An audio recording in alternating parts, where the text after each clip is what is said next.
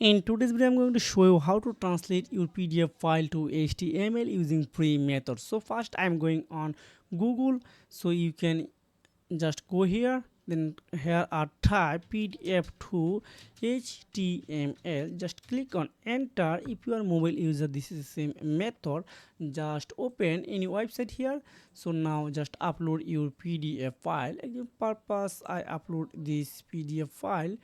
Now wow, it's already click on converted. Just click on convert.